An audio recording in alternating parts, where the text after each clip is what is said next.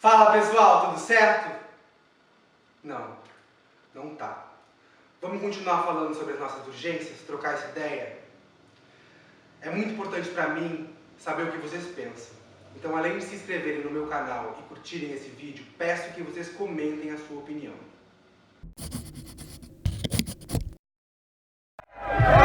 Se alguns dizem que eu quero dar carta branca ao policial matar, eu respondo, quero sim! E depois que você começar a matar esses caras, eles vão começar a respeitar o policial. Vão parar, vão botar a mão na cabeça, a mão na parede e vai pensar duas vezes antes de seguir. Vai ser um respeito pela força. Mas tem que ser, mas tem que ser, mas tem que ser.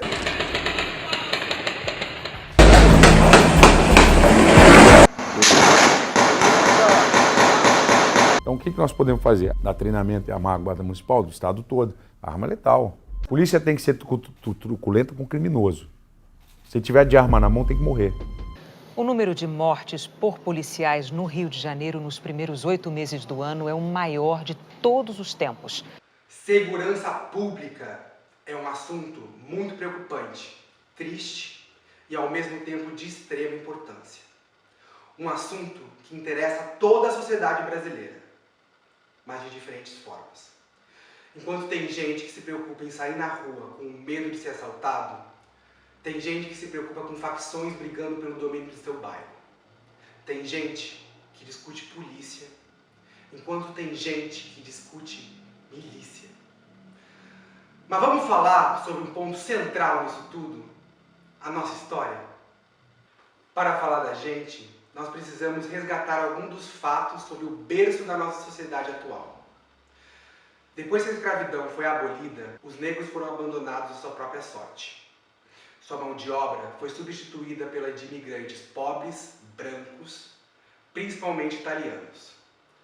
O lugar destinado aos negros, depois da senzala, foi o quilombo, a favela e a prisão. E sempre foi assim. Começou com a lei da vadiagem. O Estado que, sem oferecer emprego, prendia aqueles que não trabalhavam. Isso é, os recém-libertos. Hoje, apesar dos negros serem 55% da população, nas cadeias eles correspondem a 64%. Quando Michel Temer declarou intervenção federal no Rio de Janeiro, em 2018, ele jogou o tema da insegurança pública no centro dos holofotes. Algo que foi usado como justificativa por muito depois na eleição, por pressionar em 17. Insegurança pública é um tema muito complexo.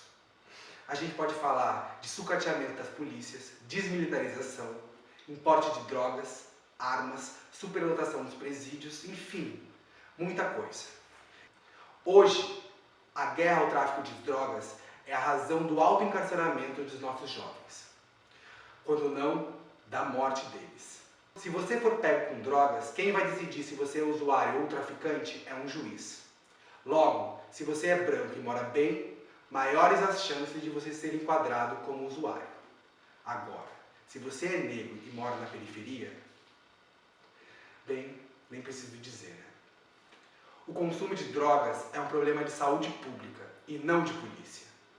Todo esse raciocínio não faz sentido nenhum. Pegamos o crack, por exemplo. Todos sabemos que crack se trata de uma substância extremamente viciante e potencialmente devastadora. Mas quando alguém é pego com crack, ao invés de pensar, essa pessoa precisa de ajuda, vamos tentar recuperar ela, o que se pensa é, você foi pego com algo ruim, logo você é ruim e você vai ser castigado perdendo a sua liberdade. Quando alguém fala em descriminalização, devemos realmente pensar no que isso significa. Significa liberar as drogas para todo mundo usar? O que significa essa política de redução de danos? Vamos falar sobre cigarro. Não sei se vocês concordam comigo, mas nos últimos anos a imagem de fumantes mudou. De chique, ela foi substituída pela visão de que fumar é feio, te deixa fedendo, com mau hálito e ainda te provoca câncer. Esse é o resultado da política de redução de danos. Ao invés de proibir as pessoas de fumarem, vamos conscientizar elas sobre as consequências desse ato. Por exemplo, nós não temos campanhas que conscientizem os motoristas sobre fumarem um beck e dirigirem. Isso acontece por quê? Porque maconha é proibida. Ninguém vai fazer uma campanha falando: quando você cometer um crime, não dirija. Apesar de que é só dar uma volta no seu quarteirão que você vai ver, provavelmente, alguma pessoa utilizando alguma droga.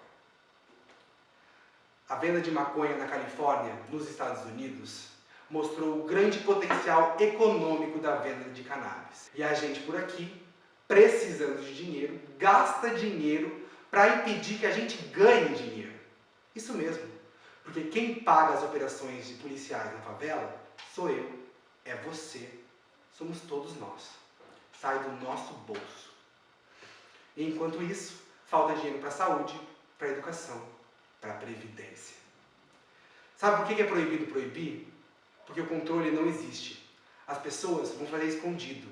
E você vai ter que lidar com todos os danos disso. Isso é, os problemas de saúde, de violência, etc. Enquanto a gente podia lidar com menos consequência e ter mais dinheiro para fazer isso. E quando eu falo isso, eu não falo somente sobre a maconha. O Brasil está numa posição geograficamente estratégica para o tráfico. Mas não é por causa da erva, é por causa do pó. Pense nos países produtores de cocaína. Colômbia, Peru, Bolívia. Quase toda a cocaína que é tirada da Europa, Ásia, África, passa pelo Brasil. Isso significa que a gente deve descriminalizar o uso de cocaína no Brasil? Não. Eu só estou dizendo que o buraco é muito mais embaixo. Quem fala em legalizar a maconha para acabar com o tráfico ignora a nossa regionalidade. Antes da cocaína chegar ao país, quem traficava maconha não recebia grandes atenções. Em primeiro lugar, tinha os bicheiros. E depois, vinha o cara que fazia o gato. O tráfico de drogas só se tornou realmente o que é hoje com a chegada da cocaína e, junto com ela, as armas para proteger esse mercado. Para saber mais sobre o tráfico de drogas, eu vou indicar alguns livros para vocês que me ajudaram a ter um panorama sobre todo esse assunto. O Dono do Morro, de Misha Glenny, que conta a história do traficante Ney. Abusado, de Caco Barcelos, que conta a história do Juliano VP. Como Nascem os Monstros, de Rodrigo Nogueira, sobre a questão policial. E Cocaína, a Rota Caipira, de Alan de Abreu. Não, eu não vou terminar esse vídeo com a solução, porque esse assunto é realmente muito complexo. Eu adoraria receber a opinião de vocês sobre isso. Então, por favor, comentem o que vocês acham. Deem um like, se inscrevam no meu canal, que isso me ajuda muito. E fiquem ligados que na próxima semana tem mais Papo com Pedro. Um beijo e até semana que vem.